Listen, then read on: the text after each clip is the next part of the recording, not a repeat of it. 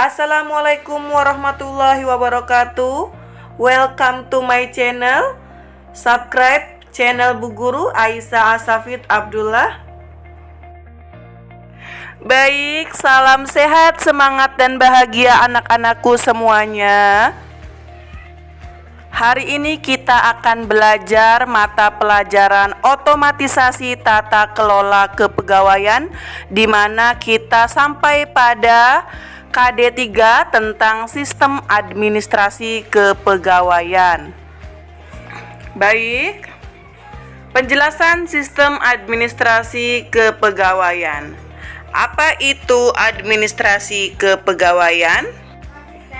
Administrasi kepegawaian merupakan suatu sistem terbuka yang terdiri dari unsur-unsur komponen yang dikendalikan ke arah sasaran agar mencapai hasil yang optimal. Untuk itu, sistem mendapat input berupa informasi tentang kebutuhan pegawai yang diperlukan, keadaan pasar tenaga kerja dan lain-lain. Input diproses dalam sistem menghasilkan output. Proses yang terjadi dalam sistem adalah interaksi unsur yang berhubungan secara seri, yaitu suatu kegiatan merupakan kelanjutan dari seri sebelumnya.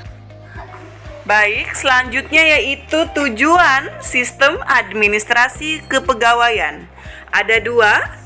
Yang pertama, memperkuat suatu sistem perencanaan dan pengembangan pegawai serta pemenuhan atau rekrutmen sesuai dengan tingkat kebutuhan yang tersedia. Lalu yang kedua, mengembangkan suatu sistem manajemen informasi kepegawaian, meningkatkan suatu kualitas sumber daya aparatur untuk meningkatkan kompetensi sesuai tugas pokok dan fungsi yang dilaksanakan melalui pendidikan dan latihan. Lalu selanjutnya yaitu bentuk-bentuk administrasi kepegawaian. A, yaitu sistem kepegawaian nasional. Dalam sistem kepegawaian secara nasional, pegawai negeri sipil memiliki posisi penting untuk menyelenggarakan pemerintahan dan difungsikan sebagai alat pemersatu bangsa. Ini contohnya seperti TNI, guru, gubernur, kepolisian, dan lain sebagainya.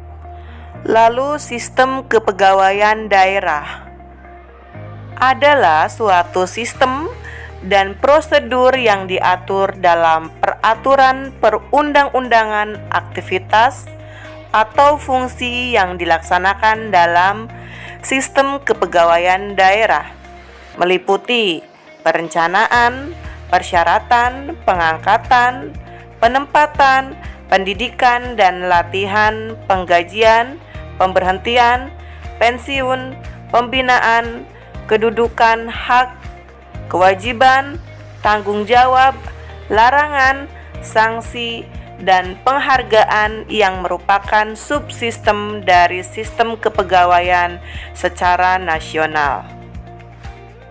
Lalu C, Badan Kepegawaian Negara.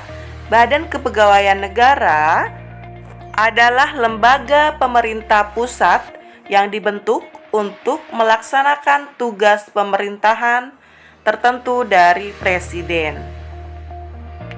Selanjutnya yaitu BKD, Badan Kepegawaian dan Diklat Daerah, merupakan unsur pelaksana tugas tertentu pemerintah daerah di bidang kepegawaian dan diklat daerah sesuai dengan lingkup tugasnya. Badan Kepegawaian dan Diklat Daerah dipimpin oleh seorang kepala badan yang berada di bawah dan bertanggung jawab kepada bupati melalui sekretaris daerah. Ini merupakan struktur organisasi BKD. Selanjutnya yaitu tata usaha kepegawaian atau disingkat TUK, merupakan rangkaian kegiatan berkaitan dengan pengumpulan, penyusunan, pengelolaan, pemeliharaan, dan penyimpanan data kepegawaian secara tertib dan teratur, sehingga setiap data kepegawaian dapat dalam waktu yang relatif singkat. Baik, itulah penjelasan tentang KD Sistem Administrasi Kepegawaian. Terima kasih, masa depan adalah milik mereka yang mempercayai keindahan impian mereka. Baik, salam sehat, semangat, dan bahagia anak-anak. Sampai jumpa. Wassalamualaikum warahmatullahi wabarakatuh.